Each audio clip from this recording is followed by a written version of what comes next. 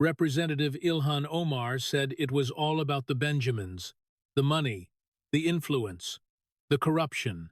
She pointed at everyone else in Washington and said they were bought. Then, she paid her husband's consulting firm $2.78 million from her own campaign funds, watched a $250 million misconduct scheme explode in the community she represented, and saw her net worth jump from $51,000 to $30 million in 8 years. The Speaker of the House had the gavel, and he had the receipts. Mr. Speaker, this is a political persecution of a black, Muslim, refugee woman, and you know it. Ilhan Omar stood at the witness table in the House Ethics Committee hearing room, her hijab the color of burnt amber, her voice carrying the practiced cadence of moral authority that had made her one of the most recognizable members of Congress within weeks of taking office. She was not afraid.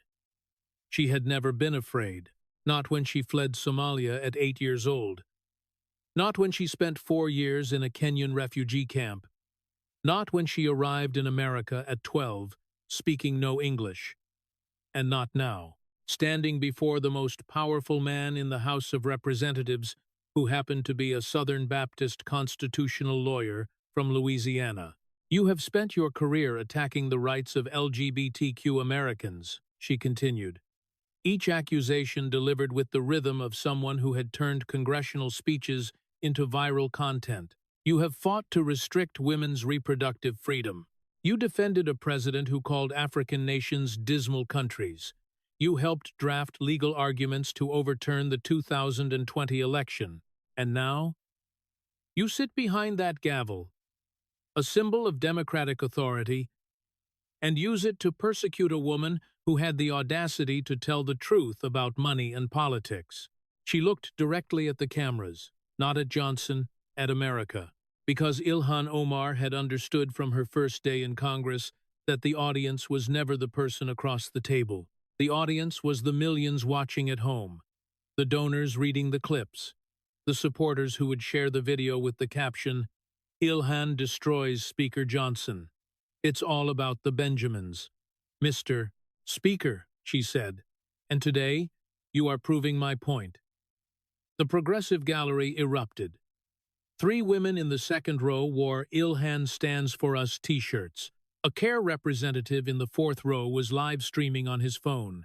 This was the Omar that her district had elected 4 times, defiant, unapologetic, weaponizing her identity the way a soldier weaponizes high ground. Mike Johnson sat in the chairman's seat. He was 54 years old, the 56th Speaker of the House, 3rd in line to the presidency, and the least flashy person to hold the gavel in modern American history. He wore a dark suit, a plain tie, and the expression of a man who had spent 20 years in courtrooms and had learned that the most effective legal weapon was not volume, it was patience. He had no entourage, no communication strategist whispering in his ear. He had a legal pad, a pen, and 3 file folders, organized with the precision of a man who had practiced constitutional law for 2 decades before entering politics. His father, James Michael Johnson Sr., had been a firefighter in Shreveport, Louisiana, until the day an industrial explosion burned 60% of his body and left him permanently disabled. Mike Johnson had been 12 years old. He had been the first person in his family to go to college. He had put himself through LSU on determination and financial aid. He had graduated law school and spent the next 20 years fighting cases in district and appellate courts before running for Congress. He did not use his father's story in speeches. He did not exploit it for campaign ads. He did not mention it unless the moment demanded it. And he was not sure this moment demanded it. Not yet. When Omar finished, Johnson picked up his pen, not to write, but to set it down again. The gesture of a lawyer who has decided that the opening statement is over and the cross-examination can begin. The gentlewoman has described what this hearing is not about. he said. His voice was Louisiana. Not the Cajun drawl of the bayou, but the measured cadence of Shreveport courtrooms, where lawyers learn that juries trust precision more than passion. It is not about her religion, not about her gender, not about her race, not about her refugee status. I respect all four deeply.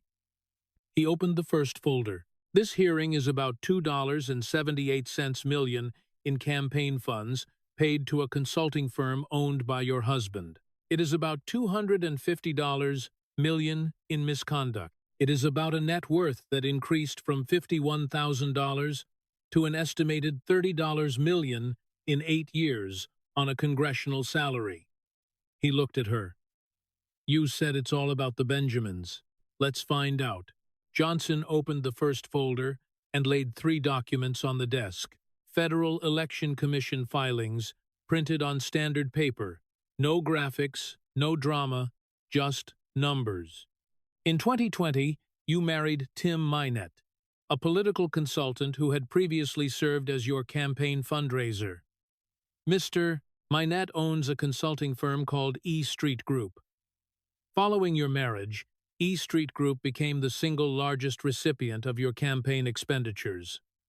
He read from the FEC filings. Between 2019 and 2022, your campaign paid E Street Group $2,780,000, $78 million for services described in your FEC filings as fundraising, consulting, travel, and digital advertising. He set down the filing, $2.78 million. To put that in perspective, that is more than your campaign paid for all other vendors combined during the same period. Your husband's company received more of your donors' money than your advertising firm, your polling firm, your field operation, and your office rent combined. He pulled up a comparison. The average House campaign spends approximately 12% of its budget on consulting. Your campaign spent over 40% on a single consulting firm owned by your husband. That is not typical. That is not within normal parameters. That is an outlier that the Federal Election Campaign Act requires this body to examine. He looked at Omar. The law is clear. Campaign funds may not be converted to personal use. The question before this committee is, when you pay your husband's company $2.78 million, and that company is the largest single recipient of your campaign spending by a factor of 3. Does that constitute legitimate political consulting, or does it constitute personal enrichment routed through a company that exists in significant part to receive your campaign's checks? Omar leaned into her microphone. Mr. Speaker, E Street Group provides legitimate, documented services. Other members of Congress use firms connected to their families. This is a standard practice. Standard practice does not typically involve paying a spouse's firm 40% of total campaign expenditures, Johnson said. And other members do it too, is not a legal defense. It is the argument made by every person who has ever been caught doing something they should. The question is not what others do. The question is what your filings show. And your filings showed $2.78 million to a firm owned by the person who shares your home, your bed, and your tax return. He set down the FEC documents. You told America it's all about the Benjamins. You were talking about political corruption, about money buying influence, about the rot at the center of Washington. And then you paid your husband's firm $2.78 million from the donations of supporters who believed they were funding a movement, not a marriage. Johnson closed the first folder and opened the second. This one was thicker. Federal indictments, court filings, FBI affidavits. The weight of it was visible. Feeding Our Future, he said. A nonprofit organization based in Minnesota, ostensibly created to feed children during the COVID-19 pandemic through the Federal Child Nutrition Program. In reality, the largest pandemic misconduct scheme in the history of the United States. He read from the Department of Justice filing. In September 2022, a federal grand jury indicted 70 defendants in connection with a scheme to misappropriate the program of approximately $250 million. $250 million diverted from a program designed to put food in the mouths of children. He laid out the scope. The defendants submitted fraudulent claims for meals that were never served to children who, in many cases, did not exist. The money was used to purchase luxury vehicles, residential and commercial real estate, jewelry, and international travel. Federal prosecutors described it as a massive scheme to exploit a program designed to feed children during a national emergency. He pulled up specific examples from the indictment. Let me give the American people a sense of where the money went. One defendant used illicit proceeds to purchase a $600,000 home and a fleet of luxury vehicles. Another purchased commercial real estate in Ohio and Kentucky, not in Minnesota, not in the community they claim to serve, but in other states. Another spent hundreds of thousands on international travel and designer goods. And here's the part that should make every American's blood boil. The sites that were supposed to be serving meals to children were, in many cases, serving nothing. Federal investigators visited locations where thousands of meals were being claimed each day and found empty rooms. No food, no children, no staff, just a locked door and a false claim filing every 24 hours to the tune of thousands of dollars. He held up an FBI affidavit. One site claimed to serve over 5,000 meals per day. Federal agents conducted surprise visits on multiple occasions. On one visit, they found fewer than 20 children present. 5,000 meals claimed, fewer than 20 children found. And the difference, the money for the 4,980 meals that were never served, was being divided among the defendants. He set the affidavit down, $250 million for meals that were never cooked, for children who were never fed, at sites that were often empty. In your district, Representative Omar, among your constituents, by people who wrote checks to your campaign. He looked at Omar. This misconduct occurred in Minnesota's 5th Congressional District. Your district. The defendants were members of the Somali American community, your core constituents, the people you were elected to represent and to protect. He pulled out a donor list, and 7 of the 70 indicted defendants were donors to your campaigns. 7. Not 1, not 2, 7. Individuals who allegedly misappropriated money intended to feed children also wrote checks to your campaign committee. He set the list down. I want to be very precise about what I am not saying. I am not saying you participated in the misconduct. I am not saying you had knowledge of the scheme. What I am saying is that the largest COVID misconduct in American history occurred in your district, among your constituents, perpetrated in part by your donors. And the American people deserve to know what you knew, when you knew it, and what you did about it. Johnson turned to the gallery. I'd like the committee to hear from a constituent. Miss Halima Abdi. A woman stood in the third row, 35 years old, hijab, 3 children, the youngest of whom she had left with her sister that morning because she could not afford childcare and would not miss this hearing. She worked as a home health aide, $12.50 an hour, no benefits. The kind of job that America relies on and refuses to pay for. My name is Halima Abdi. I live in the Cedar Riverside neighborhood of Minneapolis. I have lived there since I came to this country from Somalia when I was 9 years old. I am a citizen. I vote. I have 3 children, ages 4, 7, and 10. Her voice was quiet but clear. The voice of a woman who had spent her life being quiet and had decided today to stop. When Feeding Our Future started in our neighborhood, I enrolled my children. The program said it would provide meals, breakfast, lunch, and snacks for children in low-income families. My children qualify. We qualify. I filled out the paperwork. I was told my children would receive food. I paused. My children received nothing. Not one meal. I went to the site 3 times. Each time I was told it's coming, or there's a delay. The 4th time, the site was closed permanently. I found out later that the money that was supposed to feed my children, had been used to buy Mercedes-Benz cars and houses in other states. She looked at Omar. I voted for you, Representative Omar, in 2018 and 2020. I knocked on doors for you in Cedar Riverside.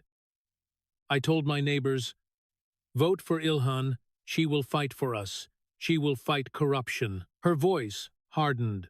$250 million was diverted from a program that was supposed to feed our children in our neighborhood by people from our community. 7 of them donated to your campaign. And I have to ask, where were you? Where was the fighter? Where was the woman who said, it's all about the Benjamins? Because the biggest Benjamins in Minnesota history were being taken from children in your district. And you said nothing. Johnson let the testimony settle. Then he turned to the gallery again. The committee also has testimony from Mr. Abdul Rahman Hassan. A young man stood, 22, slim. University of Minnesota hoodie visible under a blazer he had clearly borrowed for the occasion. He walked to the microphone with the nervous energy of someone who had never spoken in a government building and was determined not to waste the opportunity. My name is Abdul Rahman Hassan. I'm 22 years old. I was born in a refugee camp in Kenya. I came to Minneapolis when I was 4.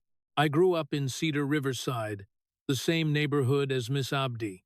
I'm a senior at the University of Minnesota, studying public policy. He paused, steadied himself. In 2020, when I was 18, I volunteered for Representative Omar's re-election campaign. I knocked on doors in my neighborhood, in the apartment buildings where my family lives. I told my neighbors in Somali, vote for Ilhan. She is one of us. She will fight corruption. She will make sure our voices are heard in Washington. His voice dropped. Then, feeding our future happened. People I knew, people from my mosque, were indicted. A man who lived in my building was charged with misconduct. He drove a Mercedes that cost more than every car on our block combined. And the money he used to buy it was supposed to feed children. Children like my little sister. Children like Miss Abdi's kids. He looked at Omar. 7 of the defendants donated to your campaign. 7. I'm 22 years old, Representative Omar. I came to this country when I was 4. I believed in you. I believed the story. The refugee who made it, who would fight for people like us. He paused. Then the line that would be replayed more than any other from the hearing. Was it ever about us, or was it always about the Benjamins? The hearing room went silent, not the dramatic silence of political theater, the airless silence of a question that has no good answer.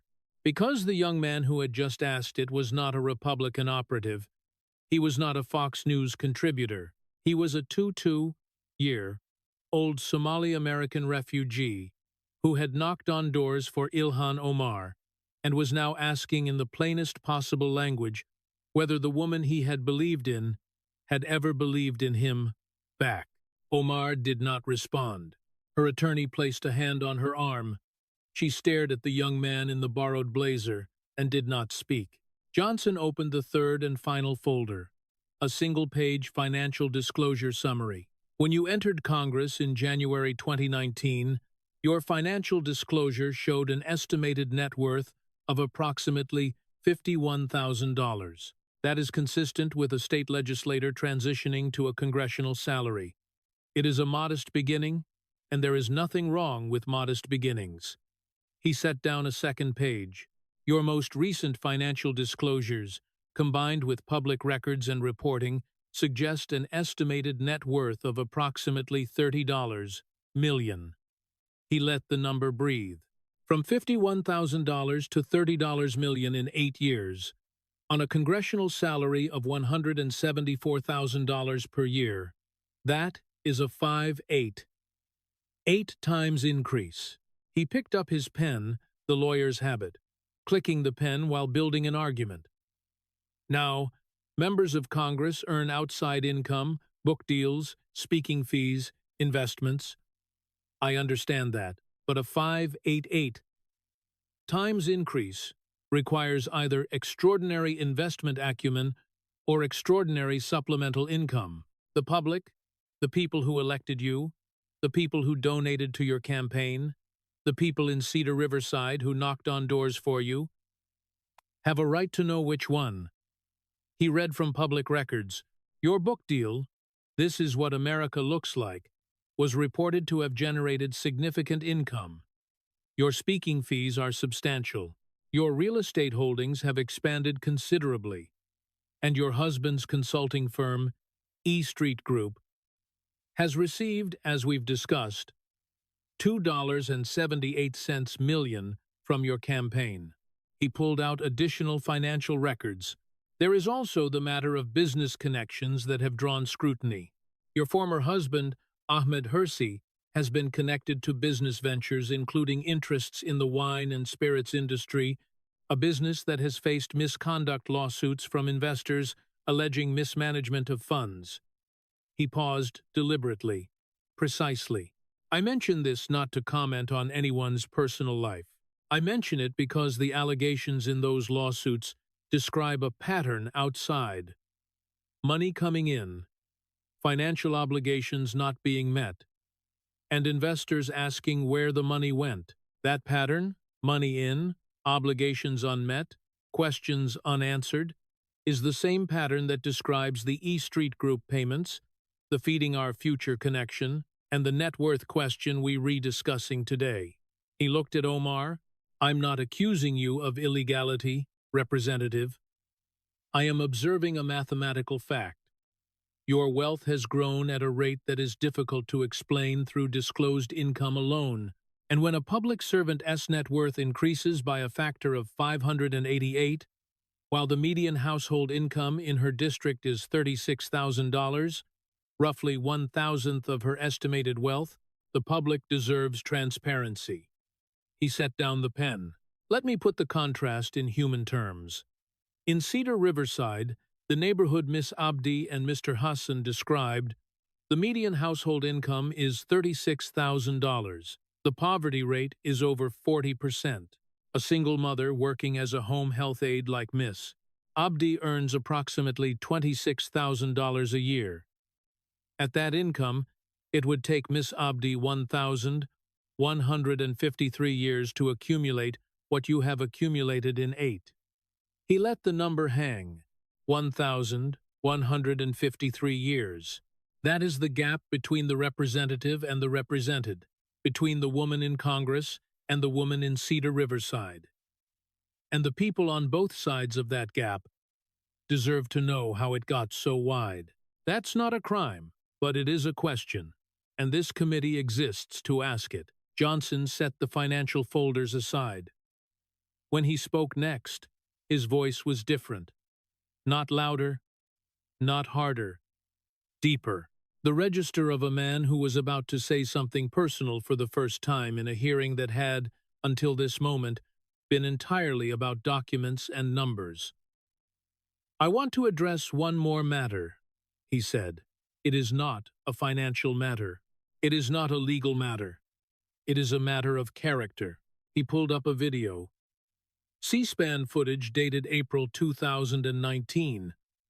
Omar speaking at a Council on American Islamic Relations banquet. In this speech, you described the founding of CARE and the aftermath of September 11th, 2001. And you said, I am quoting exactly, CARE was founded after 9/11 because they recognized that some people did something and that all of us were starting to lose access to our civil liberties. He paused the video. Some people did something. Those are your words describing the loss of 2,977 Americans, the worst extremist attack in the history of the United States. Some people did something. The chamber was quiet. Johnson's voice remained level. The constitutional lawyer was still in control, but underneath the level voice, something else was building. Something that the people who knew Mike Johnson recognized as the rarest and most formidable version of him.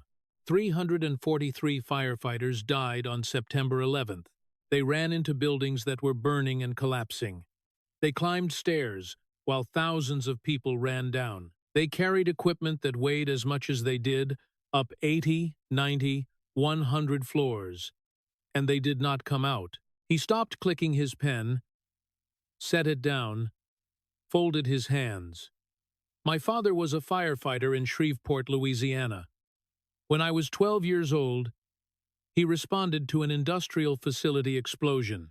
He was caught in the blast, severe burns over 60% of his body. He spent months in the hospital. He never fully recovered. He walks with a cane to this day. He is permanently disabled. The hearing room shifted. This was not in anyone's preparation binder. Johnson had never, in 9 years in Congress, in 2 years as Speaker, spoken about his father's injuries in a committee hearing. The press gallery leaned forward.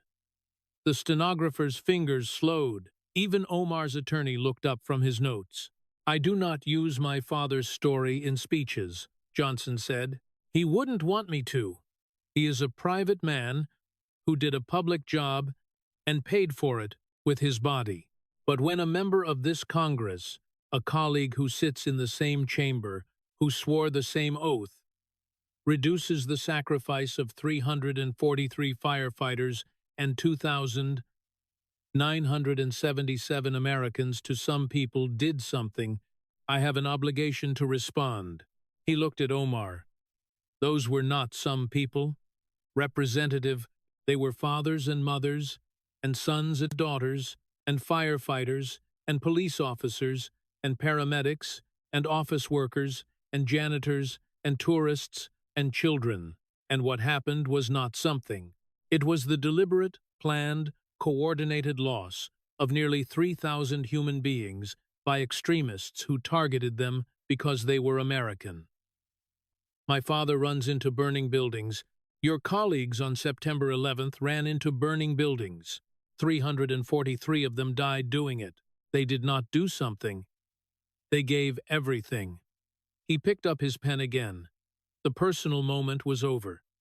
The constitutional lawyer was back. But the room had changed. Because the people watching, the 40 million Americans on C-SPAN, the firefighters watching in station houses across the country, the families of September 11th victims, who had spent years hearing Omar's words replayed and had never heard a Speaker of the House respond. Those people had just seen something they had not seen before, a man in power who understood their pain. Not because he performed it, because he lived it. Johnson returned to his legal pad. The emotion was gone. The lawyer was back. "There is one additional matter," he said, "and I will address it carefully because I am a constitutional attorney and I understand the difference between allegation and fact." He pulled out a set of public records, marriage filings, investigative journalism reports, state records.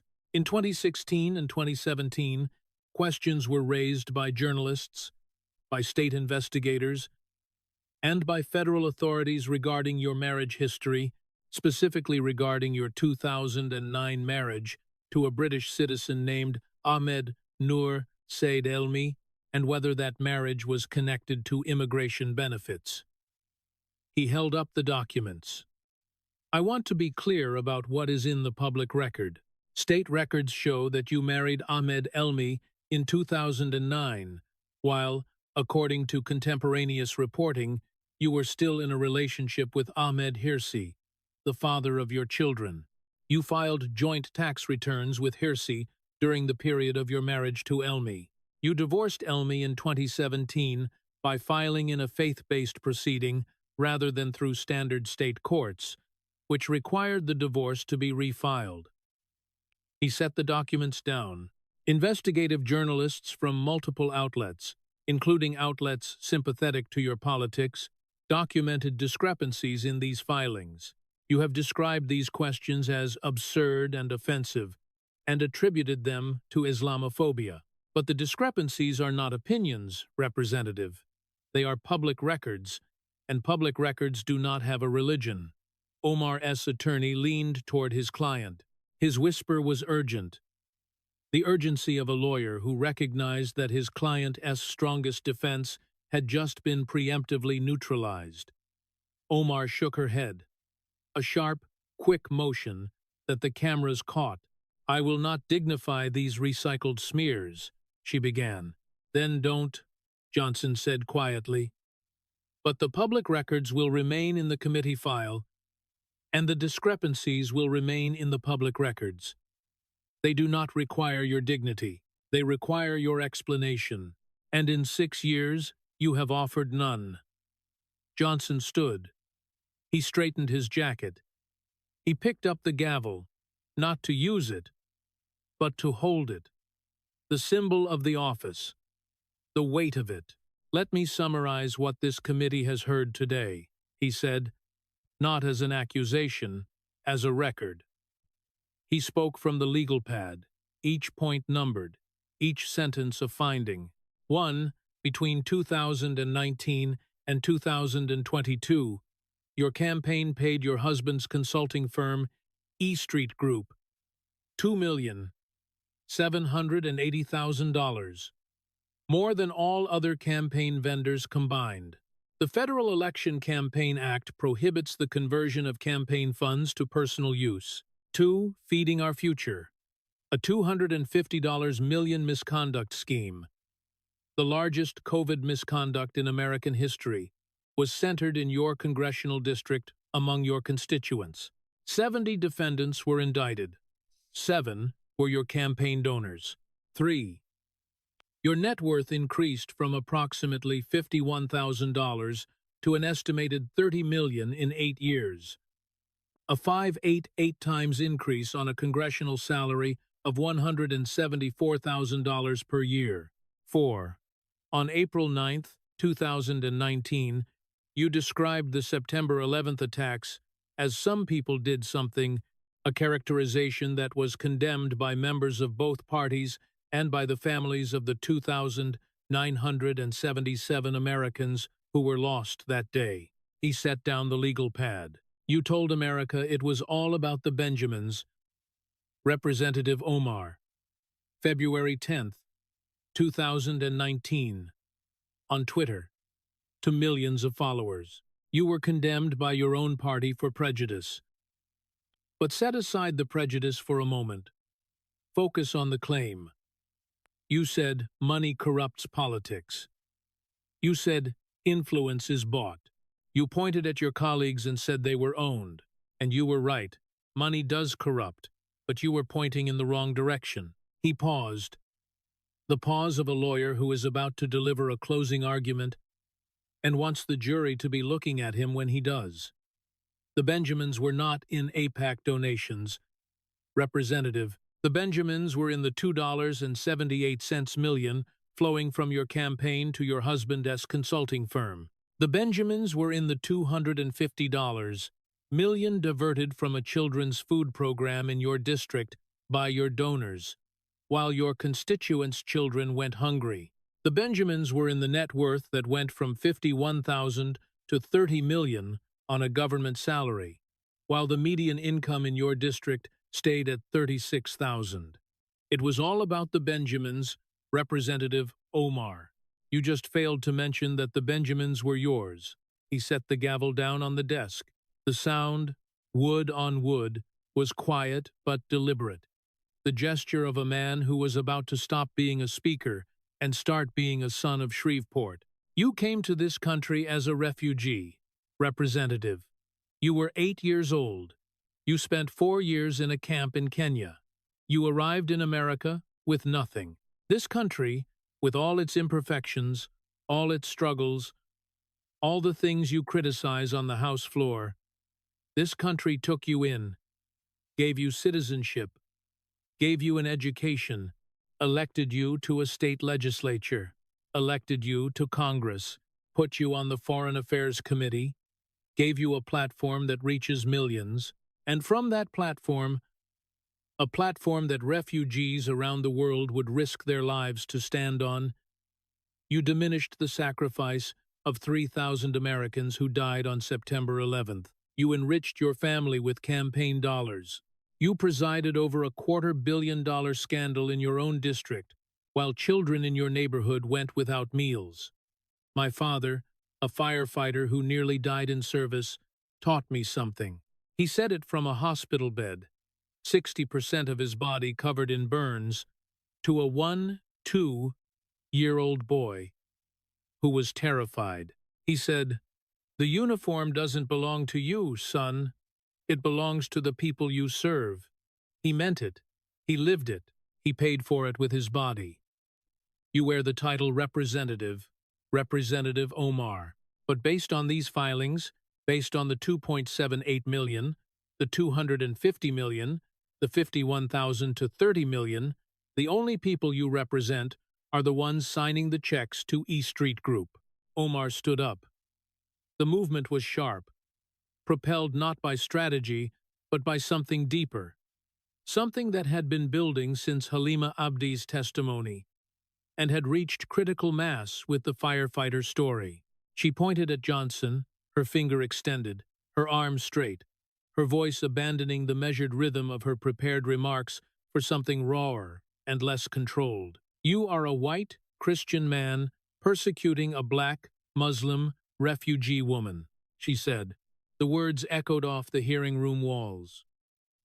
Her voice was louder than the microphone required, loud enough that the audio peaked and distorted slightly, a detail that listeners at home would notice as the sound of someone who had stopped calibrating and started shouting.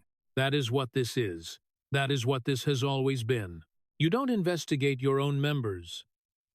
The ones who trade stocks on insider information, the ones who pay their wives from campaign funds, the ones who, Representative Omar," Johnson's voice cut through hers the way a scalpel cuts through noise, not with force, but with precision. He did not raise his volume. He lowered it, and the contrast, her shout against his quiet, was itself the argument. "I have spoken for 43 minutes. In those 43 minutes, I have cited 14 FEC filings, 1 federal indictment involving 70 defendants, 3 financial disclosure forms, and your own public statements recorded on video." He looked at her. "I have not mentioned your religion, not once. I have not mentioned your race, not once. I have not mentioned your gender, not once. I have not mentioned your refugee status, not once. I have discussed numbers, documents, public records, federal indictments." He paused.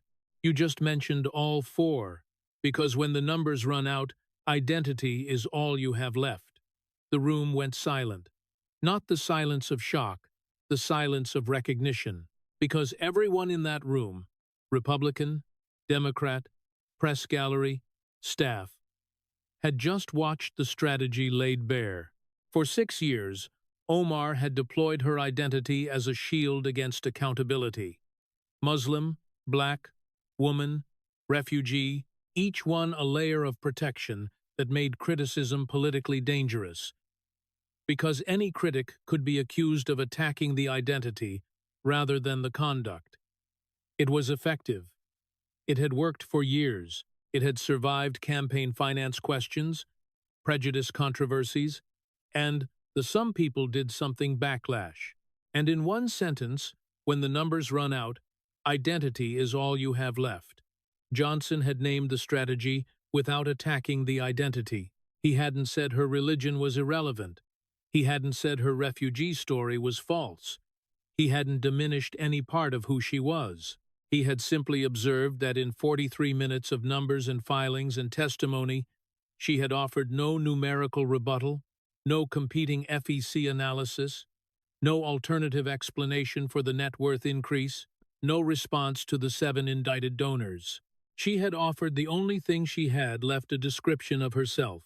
Omar stood with her arm still extended, her finger still pointing at Johnson.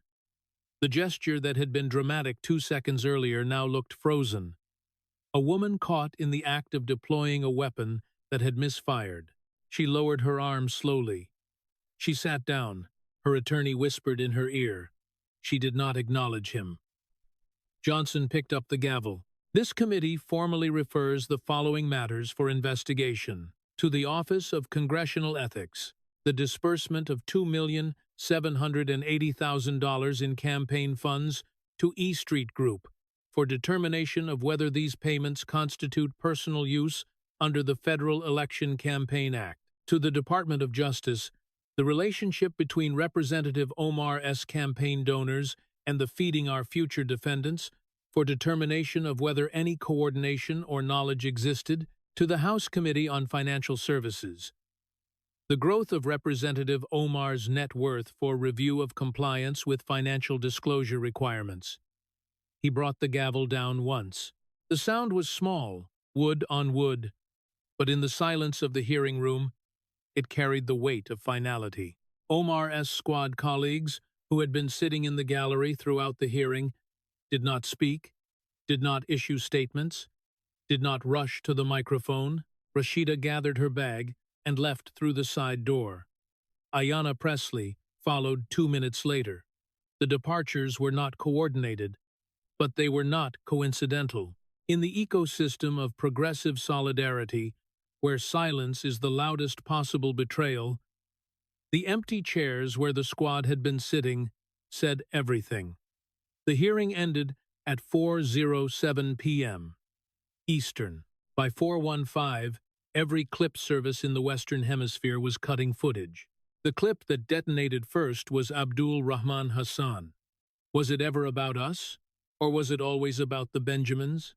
A two-year-old Somali-American refugee in a borrowed blazer asking the question that 40 million viewers would spend the next week arguing about. It spread not through conservative media first, but through Somali-American social media, TikTok, Instagram, community WhatsApp groups, with a velocity that Omar's team had not anticipated because they had never imagined the attack would come from inside their own community. The second clip was the identity moment. Omar, pointing at Johnson.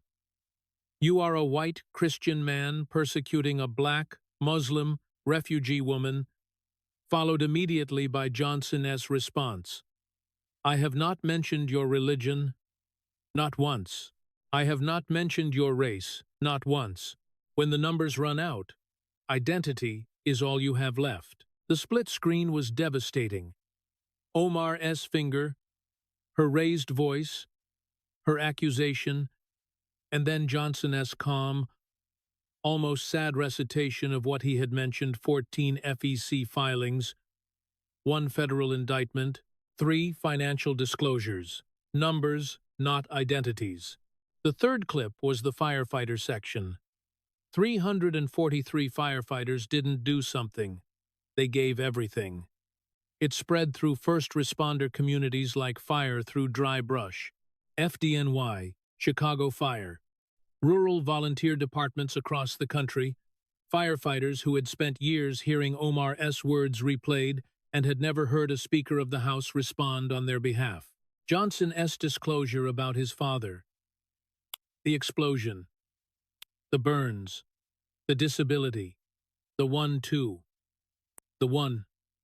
2-year-old boy, added a dimension that no policy argument could match: personal authority. He wasn't defending firefighters as a talking point. He was defending them as a son.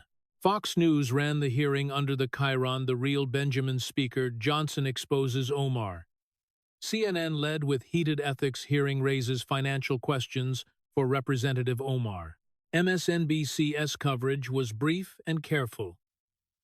A 4-minute segment that focused on the heated exchange without replaying the identity moment in full.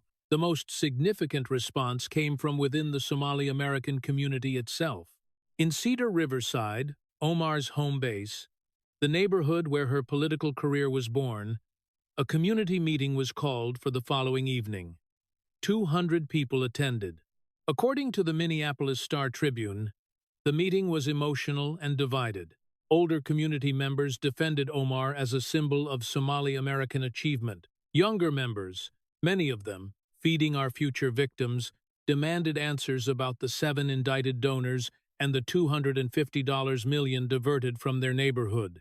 A 6-year-old community organizer named Sahara Mohamud, who had grown up in Cedar Riverside and had volunteered for Omar's first campaign, told the Star-Tribune, "I love what she represents, but representation without accountability is just branding. Our children were supposed to be fed. They weren't. And 7 of the people who took that money donated to her campaign. We deserve answers, not identity shields." The media analysis focused, inevitably, correctly, on the identity moment. CNN's Jake Tapper opened his show by playing the exchange in full, Omar pointing, shouting, "White, Christian man, persecuting black, Muslim, refugee woman," followed by Johnson's quiet response about 14 FEC filings and 0 mentions of religion. Tapper's commentary was a single sentence. Whatever you think of the politics, the Speaker's discipline was remarkable. 43 minutes of numbers. And he never once gave her the weapon she was looking for. The most damaging commentary came from an unexpected source. A former Obama administration official, a Muslim American woman who had served in the State Department, wrote an op-ed in the Washington Post that evening titled, "Identity is not immunity." The piece argued that Omar's resort to the identity defense harms every Muslim American, every Black American, and every refugee who has ever been told that they only got where they are because of who they are, rather than what they did. When a public official uses identity to deflect from financial scrutiny, she doesn't protect the community. She confirms every stereotype about diversity being a shield for incompetence. The op-ed was shared 400,000 times. It was the most read opinion piece on the Washington Post website that week, and it hurt more than anything Johnson had said because it came from inside the House. Within the Democratic caucus, the silence was complete. No member of the squad defended Omar publicly. The Congressional Progressive Caucus did not issue a statement. Behind closed doors, according to 2 sources who spoke to Axios, a senior Democratic strategist told colleagues, "She played the identity card against a man who spent 43 minutes talking about FEC filings. It looked exactly like what it was, a politician without an answer, hiding behind a demographic." Hashtag Real Benjamins trended for 48 hours. But the hashtag that cut deepest was the one started by young Somali Americans in Minneapolis, number Was It About Use? Mike Johnson did not hold a press conference. He did not post on social media. He returned to his office, set the 3 folders on his desk, and called his father. The phone rang 4 times. His father answered the way he always answered, slowly, because the burns on his hands had never fully healed, and the phone was hard to grip. "Daddy, I mentioned you today in a hearing." Silence. The silence of a man who had spent 30 years avoiding attention and was not sure he wanted it now. "What did you say?" "I said you taught me that the uniform means you serve others, not yourself." A long pause. The sound of a cane being adjusted, a chair creaking. "That's about right. And I talked about September 11th, about the 343. Another pause. Longer. "You know, I knew a few boys who went up to New York after, from our department, to help with the recovery." "I know. Daddy, they never talked about it when they came back." "Not once." "I know.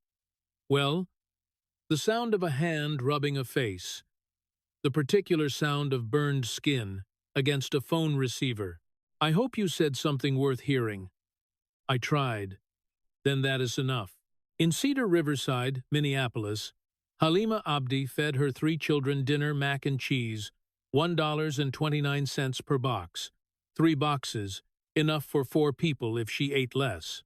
Her apartment was on the 14th floor of a building that had been built as public housing in the 1960s and had not been significantly renovated since. The elevator worked most days. The heat worked most winter days. The view from her window was the Minneapolis skyline, glass towers where people earned in a week what she earned in a year. She put her children to bed. She sat at the kitchen table with her phone and watched the hearing clip one more time. She watched herself standing in the gallery. She watched Abdul Rahman Hassan ask the question.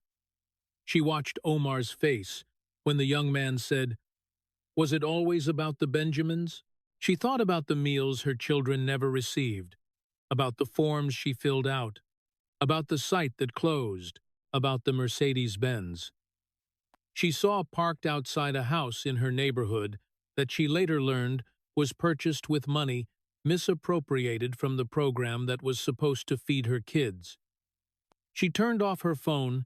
She looked at the kitchen, at the 3 boxes of mac and cheese that had been dinner, at the empty spot in the cabinet, where better food would have been if a $250 million program had done what it promised. She was not a political person.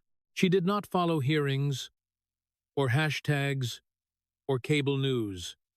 She was a woman with 3 children and a $12.50 an hour job who had asked a simple question, "Where was the food you promised my kids?" And she had asked it in a room where it mattered.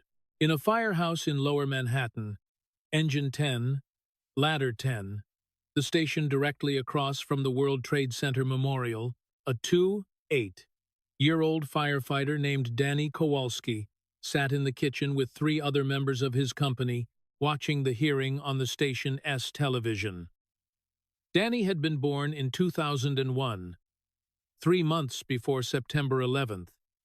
He had grown up in the shadow of the memorial. He had become a firefighter because of it. He watched Johnson say 343 firefighters didn't do something. He watched Johnson talk about his father. He looked at the memorial plaque on the station wall. 343 names, burnished brass, polished every morning by whoever was on first watch. He didn't say anything. None of them did. Danny just nodded once and went back to checking his equipment. Some things don't need words. Some things just need someone to stand in a room with a gavel and say what 343 families had been waiting 25 years to hear a Speaker of the House say. In her office on Capitol Hill, Ilhan Omar sat with the lights off. Her staff had gone. Her attorney had gone. The building was quiet, the way congressional offices are quiet after hours. The hum of fluorescent lights in the hallway, the distant sound of a vacuum cleaner, the particular loneliness of a building that holds power during the day and holds nothing at night. She thought about Cedar Riverside, about the apartment building where she had first lived in America at 12 years old, speaking no English, wearing clothes from a donation bin, eating food she didn't recognize, about the miracle of that journey from a refugee camp in Kenya to the United States Congress, a miracle she had earned, a miracle that was real. She thought about the Benjamins, about the tweet, about the day she typed those words and pressed send, and watched them become the most famous and most infamous sentence of her career. She had meant it as a critique of a system. It had become a critique of her. She thought about Halima Abdi, about the mac and cheese, about the 3 children who were supposed to receive meals from a program that lost $250 million instead. She thought about Abdul Rahman Hassan, about the borrowed blazer, about the question, was it ever about us, or was it always about the Benjamins? She didn't have an answer, and sitting alone in her office in the dark, in the building where she had once believed she could change the world, she was beginning to suspect that the absence of an answer was itself the answer. She said it was all about the Benjamins. She pointed at everyone else and said they were bought. She wrapped herself in the story of a refugee who spoke truth to power, and, for a while, America believed her. Because the story was compelling, because the identity was powerful, because nobody wanted to be the one to say the numbers don't add up. But numbers don't care about narratives. Numbers don't care about identities. Numbers sit in FEC filings and financial disclosures and federal indictments. Patient and permanent, waiting for someone with a gavel and the courage to read them out loud. And on a Tuesday in Washington, a speaker who was the son of a burned firefighter and the first in his family to go to college picked up that gavel, opened those filings, and showed America what the Benjamins really bought too. $78 million to a husband's firm, $250 million diverted from children, and a net worth that went from $51,000 to $30 million, while the community that elected her went hungry.